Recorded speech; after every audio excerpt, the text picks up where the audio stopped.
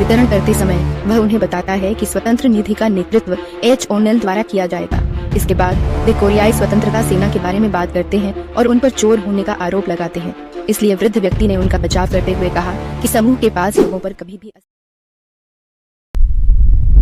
की शुरुआत 2 युवा लड़कों और जापानी सैनिकों से होती है जो कोरिया चीन सीमा पर डुमन नदी को पार करने की कोशिश कर रहे हैं। पार करते समय बड़ा भाई अंततः अपने छोटे भाई को, जिसे वह अपनी पीठ पर बैठा हुआ था, डांटता है और कहता है कि सर्दी के मौसम के कारण उसे घर पर ही रहना चाहिए था। फिर भी बाद में उसे केवल उससे ही लाहवाली मिलती है। बड़ा भाई छिपने के क्षेत्र में जाता है जहाँ वह अन्य सैनिकों से मिलता है, अपने कपड़े बदलता है जैसे वे अपनी सैन्य वर्दी पहनते हैं। हालांकि उसका छोटा भाई अचानक जापानी सैनिक से बात करता है और उसे उसके बताए दिशा में जाने और बाएं मुड़ने का आदेश देता है। फिर वह आदमी भोजन का एक पैकेट जमीन पर फेंक देता है क्योंकि उसे लगता है कि वह पहले से ही उस जगह का रास्ता जानता है। तकनीकी रूप से वह युवा लड़के को कुछ खाने को देकर उससे छुटकारा पाने की कोशिश कर रहा है। दुर्भाग्य से खाना खाने के बाद अंततः एक विस्फोट में युवा लड़के की मृत्यु हो जाती है, यह नहीं जानते हुए कि अंदर की चीजें हथगोले हैं। इसके बाद फिल्म मार्च 1919 के पहले दिन के शांतिपूर्ण मार्च का वर्णन करती है, जिसमें कई लोगों को बेरहमी से गोलियों से भून दिया जाता है। इसके कारण प्रतिरोध आंदोलनों का प्रसार हुआ क्योंकि जापान ने बोंगो डोंग क्षेत्र में घुसपैठ करने के लिए एक विशिष्ट बटालियन का गठन किया। बोंगो डोंग वह मुख्य आधार है जहां स्वतंत्र सेनाएं छिपी हुई थीं। हालांकि जापान द्वारा उन्हें वश में करने के लिए नए हथियारों से लैस होने के बाद उक्त सेनाएं अचानक सक्रिय हो गईं। यह जानने के बावजूद कि वे युद्ध में मर जाएंगे, फिर भी वे अपनी जान जोखिम में डालते हैं और बाद में एक विभाजनकारी योजना शुरू करते हैं। कोरियाई स्वतंत्रता सेना, जो लंबे समय से सभी रक्षकों से नफरत करती है, बोंगो डोंग अपने सैनिकों के साथ आक्रामक रूप से चिल्ला रही है क्योंकि आक्रमणकारी उनकी जमीन पर कब्जा करने की कोशिश कर रहे हैं। हालांकि उनके एक आदमी का कहना है कि उन्हें अनदेखा करना चाहिए और इसके बजाय उन्हें पार करना चाहिए। तो हॉट चॉल जवाब देते हुए कहता है कि उन्हें गोलीबारी से बचना नहीं चाहिए और उन सभी को एक ही बार में नहीं मारना चाहिए। इसके बाद जब वे दूर होते हैं तब वे विशिष्ट बटालियन के बेस पर हमला करने का अवसर लेते हैं, जो उन्हें मारने के लिए अंदर एक ग्रेनेड डाल रहा है। बियॉन्ड गोल्स अपने बेस के अंदर जापानी सैनिकों का ध्यान आकर्षित करने के लिए चिल्लाता है और बाहर भागते समय उन सभी को मार डालता है। थोड़ी देर बाद हेडशेल अंदर जाता है जब अचानक उसे युकियो नाम का एक युवा जापानी सैनिक दिखाई देता है जो उनके हमले से बच जाता है। हेडशेल फिर वह ग्रेनेड लेता है जो उसने पहले डाला था और युकियो को उस पर जो लिखा है उसे पढ़ने का आदेश देता है। दुर्भाग्य से युकियो को पता चला कि बम पर लिखा जापानी शब्द धोखाधड़ी है, इसलिए हेड चार्ल्स ने युकियो के गालों पर धीरे से थप्पड़ मारते हुए कहा कि उसे उनका जूठन खाना पसंद है और फिर खुलासा करता है कि उसने तब तक उनका करीब से पीछा किया जब तक कि आखिरी कुत्ते ने उसकी आंखों को नहीं दिखा। इसके बाद हेड चार्ल्स ने अपना हाथ जमीन पर टपक रहे खून में डुबोया और उसे कलम की तरह इस्तेमाल करते हुए दीवार पर कोरियाई स्वतंत्रता जिंदाबाद लिखा। इस बीच IJ-19 डिवीजन के कमांडर कोचो रोनन को अपने सैनिक से एक संदेश मिलता है कि कोरियाई स्वतंत्रता सेना का बेस गांव में अनसन रिज से गुजरने के बाद फेंगमू होल में है। कमांडर को यह भी पता चलता है कि जंग ने हमलावर टीम की खोज के बारे में खबर सुनी है और रूस सीमा खींचने के लिए तैयार हो रहा है। इसलिए कैप्टन यासुकावा ने अपने आदमियों को बाघ के शिकार के लिए तैयार होने का आदेश दिया, लेकिन उसके सार्जेंट ने जवाब देते हुए कहा कि राशि छोटी है लेकिन लचीलापन अत्यधिक होना चाहिए और यदि उसने पहले ही चलना शुरू कर दिया है तो बहुत देर हो सकती है। इसी वजह से यासुकावा ने अपनी टिप्पणी देते हुए कहा कि बाघ लोमड़ी की तुलना में अधिक तेज और खतरनाक होता है। तकनीकी रूप से वह स्वतंत्रता सेना के बारे में बात करते हैं जो उनकी तरह टाइगर सेना को भी जब्त नहीं कर सकती। अचानक एक अन्य जापानी सैनिक ने रिपोर्ट दी कि सीनेटर गॉड वैली टीम और सेन क्वाड्रेंट डिवीजन सीधे भारी बंदूक दस्ते के अधीन है। उसी समय सैन्य police car team cross river team का पीछा करने में शामिल हो गई है। उसके कारण यासुकावा ने अपनी सेना इकट्ठा की। इस बीच हॉट चॉल और उसकी सेना अपने बंधक युकियो के साथ जंगल में चल रही है। तभी अचानक हॉट चॉल को दूर से कोरियाई डाकुओं का एक समूह दिखाई देता है। इस वजह से हचल ने उन्हें जापानी सेना में शामिल होने और लड़ने के लिए मनाने का फैसला किया और फिर उन्हें एक ऐसा आश्रय बनाने के लिए मना लिया जिसे दुश्मन द्वारा ढूंढना असंभव है। सौभाग्य से समूह हचल की सेना में शामिल हो जाता है और बेस के रास्ते पर अपनी यात्रा शुरू करता है। अचानक स्वतंत्रता सेना को गुफा के अंदर कुछ मूल्यवान चीजें दिखाई देती हैं, इसलिए वे उन्हें अपने पास रख लेते हैं। हालांकि हचल को अंततः अपने एक सैनिक से खबर मिलती है कि कुलीन बटालियन पहले से ही 3 ग्रामीण गांवों पर आक्रमण कर रही है। दुर्भाग्य से वे अधिकांश ग्रामीणों को बेरहमी से मार देते हैं क्योंकि वे लिज एन चेंग की तलाश में रहते हैं, जो उत्तर कोरिया में स्वतंत्र रूप से धन जुटा रहा है और उसके पास कोई विकल्प नहीं है। जैसे ही लेफ्टिनेंट एरियोशी उसकी ओर बढ़ता है, गांव का मुखिया खड़ा हो जाता है और कहता है कि नदी पार की टीम जल्द ही उन पर हमला करने के लिए उनके शहर में पहुंच जाएगी। यदि मुखिया ने यह बताने से इनकार कर दिया कि लिज एन चेंग कहां और कौन है तो उसे मार दिया जाएगा। हालांकि गांव का मुखिया खुद को मारने और अपने लोगों को पीछे छोड़ने का विकल्प चुनता है, जबकि दूसरी ओर गेडोंग ये अपने सह ग्रामीणों के प्रति जापानी सेना की क्रूरता का गवाह बनता है। सौभाग्य से ली जियांग हा नाम का एक युवा दस्ता कमांडर प्रकट होता है और जापानी सैनिकों पर कटाक्ष करता है। इसके बाद वह सीटी बजाकर अपने सैनिकों को संकेत देता है कि वे बचे हुए सभी दुश्मनों को गोली मारना शुरू कर दें। कुलीन बटालियन ने पीछे हटने का प्रयास किया, लेकिन जाहा के सैनिकों ने उन्हें जाने देने से इनकार कर दिया। उसी समय हेचेल आता है और अपने सैनिकों के साथ मिलकर हमला करता है जब अचानक झा उसे देखता है। इसलिए वह हेचेल को जंगल के अंदर बचे हुए दुश्मनों को मारते हुए देखता है। हालांकि हमले के बाद कई कोरियाई नागरिक मारे गए और अपने परिवारों को खो दिया। दूसरी ओर हेचेल, ब्योंगू और जाहा ने अपने बंधक जापानी सैनिकों से पूछताछ शुरू कर दी और उन्हें बताया कि कई कोरियाई कुलीन बटालियन के सहयोग में शामिल हो गए हैं और उनके साथ अपने धन का आनंद ले रहे हैं। फिर वह कहता है कि उनके साम्राज्य की आज्ञाकारी ढंग से मदद करने में देर नहीं हुई है, जिससे चार्ल्स निराश हो जाता है। अंततः वह अपना सिर उसके सिर पर पटक देता है और कहता है कि उसे अपने स्थान पर खुद को रखने की कोशिश करनी चाहिए, अपने निर्दोष परिवारों को मरते हुए देखना चाहिए। इसके बाद जाहा इस खबर के बारे में रिपोर्ट करते हुए बात करती है कि रिवर अंसन हाइट्स में धर्म युद्ध के बाद ए टीम इकट्ठा कर रहा है।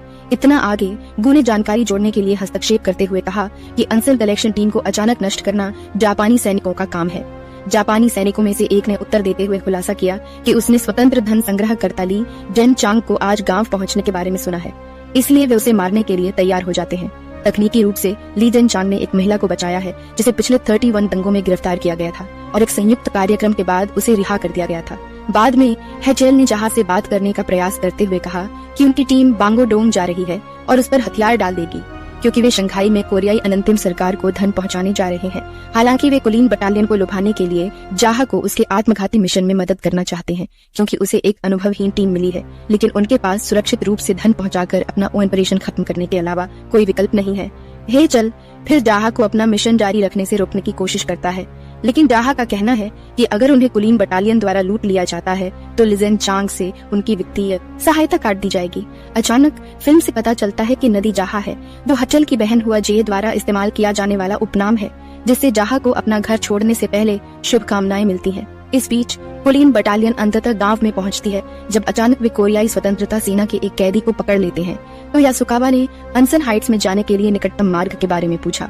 दूसरी ओर लिजेन चांग एक छोटे से गांव में कुछ धनराशि देने के लिए आता है।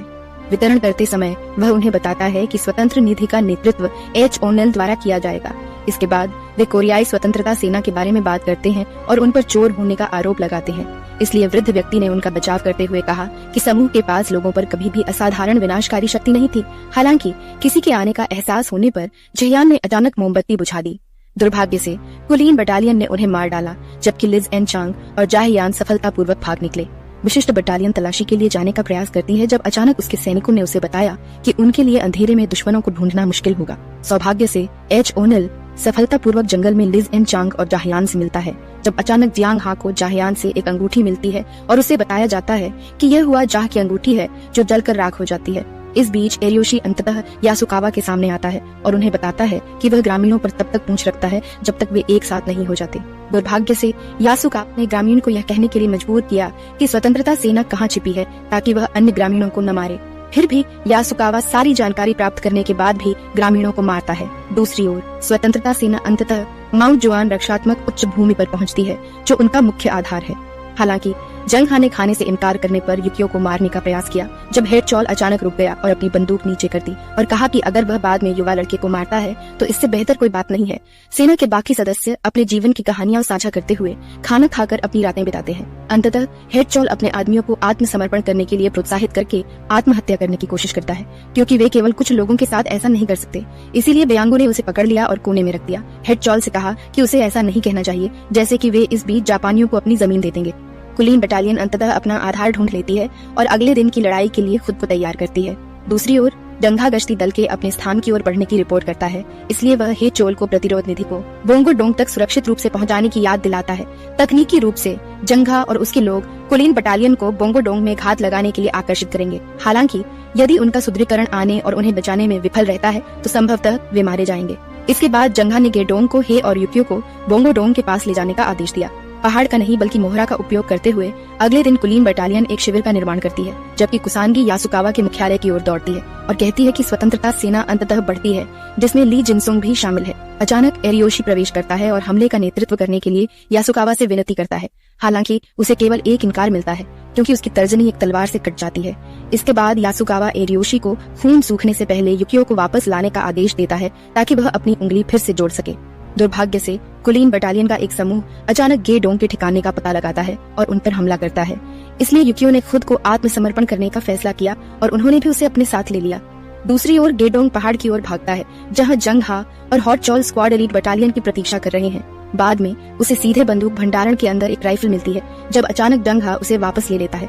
गेडोंग फिर आक्रामक रूप से खुद को उनके साथ शामिल होने के लिए मजबूर करता है, ताकि वह एलीट बटालियन से ट्यून हे और युकियो को बचा सके। इस बीच कुलीन बटालियन आती है और उन्हें पहाड़ की चोटी पर देखती है, तो अरे चॉल जंग हा को आदेश देकर एक योजना बनाता है कि वह कुलीन बटालियन को गोरियो रिज के शीर्ष पर सिली हुई कब्र पर ले जाए, जबकि दूसरी ओर वह बच्चों को बचाएगा। इसके बाद जांग हा ने अपने मिशन की शुरुआत पहाड़ पर एरियोशी के समूह द्वारा खुद का पीछा करने और उन्हें पत्थर की कब्र पर ले जाने से की। थोड़ी देर के बाद हे जोएल अंततः यासुकावा के बेस पर पहुंचता है और हमला करना शुरू कर देता है। दूसरी ओर गेडोंग ट्यून को बचाने के लिए तुरंत तंबू की ओर दौड़ता है। जब वह अचानक युकियो को चाकू मार देता है, तो वह उन दोनों को एक जापानी सैनिक से बचाने का प्रयास करता है। ट्यून के रूप में वह लगभग मारा जाता है। जाहियन अंततः तंबू में प्रवेश करता है और जापानी सैनिक को गोली मारता है, जिससे उन तीनों को दुश्मन से बचाया जाता है। सौभाग्य से हॉट चॉल और उसके सैनिक बच्चों को वापस ले लेते हैं और तुरंत भाग जाते हैं, जब अचानक हॉट चॉल अपने कसाई चाकू का उपयोग करके अकेले ही कुलीन बटालियन को मारने के लिए स्वयं सेवा करता है। हॉट चॉल से आदेश लेने के बाद व्योंगकू बच्चों को भागने में सहायता करता है, जब अचानक उनकी मुलाकात घोड़े पर सवार ली जेन चांग से होती है। बाद में वह लिजेन को ट्यून हे को बोंग डोंग तक ले जाने के लिए प्रोत्साहित करता है, जबकि वे कुलीन बटालियन के खिलाफ अपने सैनिकों की मदद करने के लिए लड़ाई में वापस आ जाएंगे। हालांकि एरियोशी अचानक अपने लोगों को चिल्लाता है और उन्हें हमला करने का आदेश देता है, क्योंकि वे देखते हैं कि हे चॉल के सैनिक जंगल की ओर पीछे हट रहे हैं। इसलिए स्वतंत्रता सेना तेजी से भागती है और अपने दुश्मन को बोंगो डोंग के दक्षिण में गोरियो रिज तक ले जाती है। आखिरकार जंघा पत्थर की कब्र में घुस जाता है, जबकि हे चार्ल्स के सैनिक उसे आगे निकलने की कोशिश करते हैं, क्योंकि जंघा कुलीन बटालियन को गोली मारने के लिए तोपखाना निकालता है।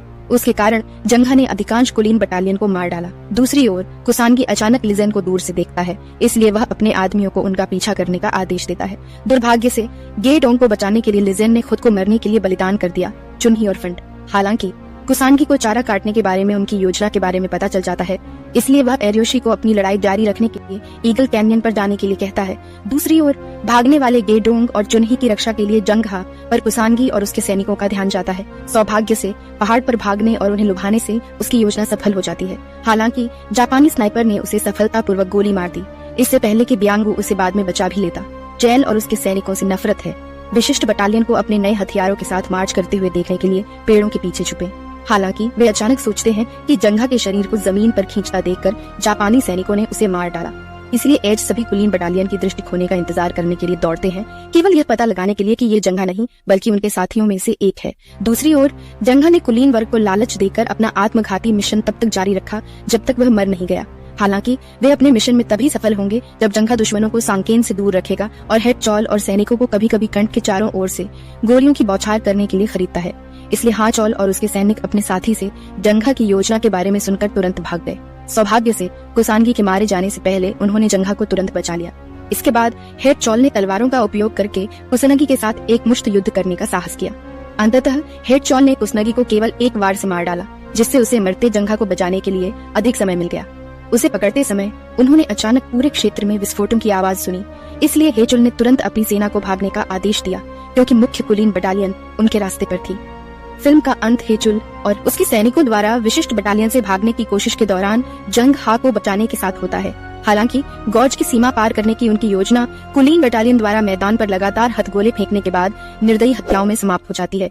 उस नफरत के कारण जंग हा से बदला लेने के लिए शेल अकेले हमला करता है, जब अचानक सेना सशस्त्र बल, कोरियाई डेमोक्रेटिक कोर और कोरियाई स्वतंत्रता सेना के शेष सैनिक अंततः घाटी में कुलीन बटालियन को घेरने के लिए आते हैं। सौभाग्य से हेड शेल यासुकावा का पीछा करने के अवसर का लाभ उठाता है, क्योंकि वह तलवार का उपयोग करके उसे हिंसक रूप से मार देता है। दूसरी ओर एरियोशी भागने का प्रयास करने के बाद खुद को आत्मसमर्पण कर देता है।